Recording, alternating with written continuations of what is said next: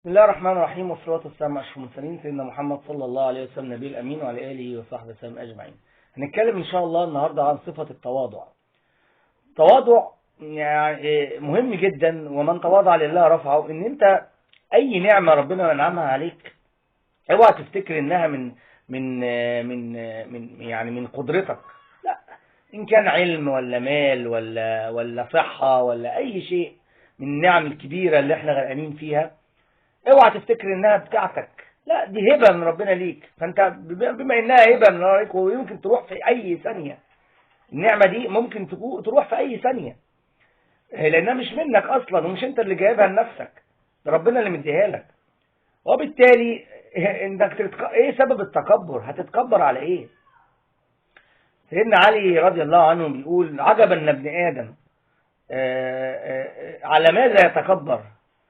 انه تنتنه عرقه، يعني بينتنه شوية عرق خلي ريحته وحشة، وتقلقه بقة، يعني وشوية بقى اللي هي الحشرة الصغيرة قوي التافهة ممكن ما تخلوش ينام، وتميته شرقة، يعني يعني بيموت، ممكن يشرق يموت بمنتهى البساطة وينتهي إلى الأبد.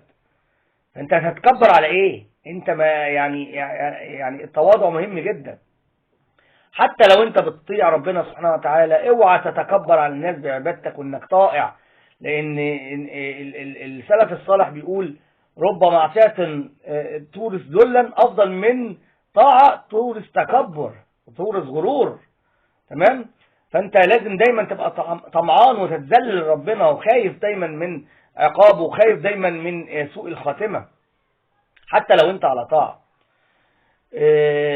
وشوفوا علماء المسلمين، يعني شوفوا الإمام الشافعي رضي الله عنه وأرضاه، رقيد أهل مصر هنا، كان بيقول إيه وهو من أئمة من أكبر الأئمة الأربعة من التابعين؟